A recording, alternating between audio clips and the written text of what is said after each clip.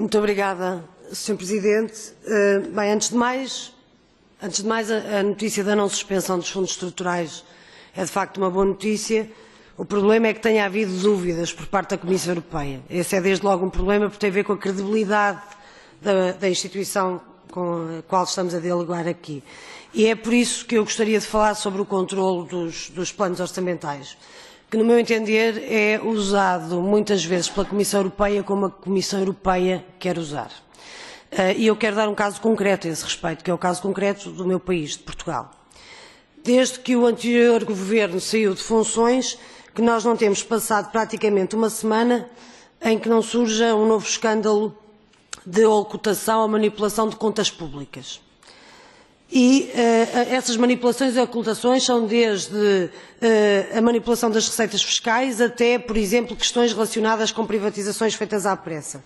Hoje, e muito recentemente, tivemos a revelação de um relatório do Tribunal de Contas que arrasa o acompanhamento da situação da Caixa Geral de Depósitos, o Banco Público Português, incluindo a aprovação pelo Estado português das contas da Caixa Geral de Depósitos sem conhecimento de documentos de gestão fundamentais que davam conta das fragilidades crescentes nas contas do Banco Público. E a ocultação na Caixa Geral de Depósitos não foi uma exceção, porque nós podemos ir ao BANIF, podemos ir ao novo banco, enfim. Tudo isto teve enormes custos para as contas públicas e consequências orçamentais. E por isso eu quero saber, senhores comissários, afinal, qual é o papel do acompanhamento dos planos orçamentais? Para que é que servem as equipas técnicas? Porque ninguém sabe para que é que servem as equipas técnicas que literalmente acampam nos Ministérios das Finanças dos países que estão em ajustamento ou que estão com procedimento por déficit excessivo e, na realidade, depois, como é que nós podemos acreditar que elas não são cúmplices na ocultação de verdadeiros crimes para as contas públicas dos países? E como é que é possível que a Comissão Europeia gaste a pouca credibilidade que tem e que tenha investido essa pouca credibilidade a ocultar estes crimes para as contas públicas? Porque se é isso que as equipas técnicas andam a fazer, senhores comissários, mais valia talvez ficarem quietinhas, a bem do interesse público. Je voudrais préciser dans quel contexte nous avons été. Gostaria de explicar em que contexto é que fomos levados a ponderar a suspensão dos fundos estruturais. Não era uma simples avaliação técnica sobre os fundos, a sua afetação, não. Não era esse o caso. Estávamos a falar de algo que acontecia no quadro de uma avaliação da nossa parte, no quadro do Tratado do Pacto de Estabilidade e Crescimento. E quais foram então as nossas considerações? Nós, no verão, consideramos que no orçamento para 2017 havia precisões a introduzir e poderia haver duas consequências. Em primeiro lugar, a definição de uma sanção.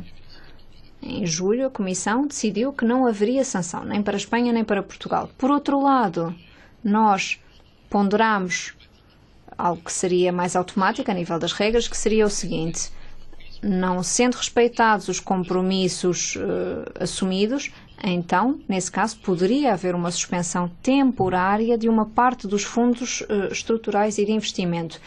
Nós debatemos a questão com os governos em questão, ao mesmo tempo que o Parlamento Europeu levava a cabo um diálogo estruturado com a Comissão.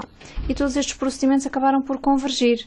O diálogo com o Parlamento, os compromissos assumidos pelo Governo de Espanha e Portugal e, na verdade, acabamos por constatar aquilo que eu acabei de dizer. Tinham sido levadas a cabo ações efetivas para 2016.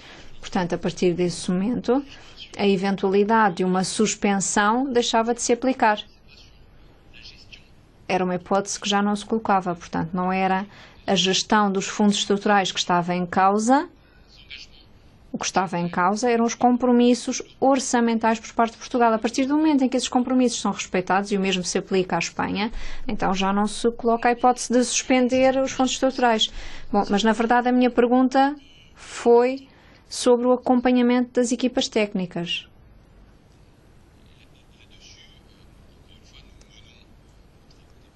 Mais uma vez, nós fazemos trabalhos de avaliação, a colega Corinna Cretu é responsável e é esta a situação. Je n'ai pas dit que ce n'était pas une question, je dis qu'il n'y avait pas Eu não disse isso, eu disse que não houve problemas que conduzissem à suspensão dos fundos estruturais.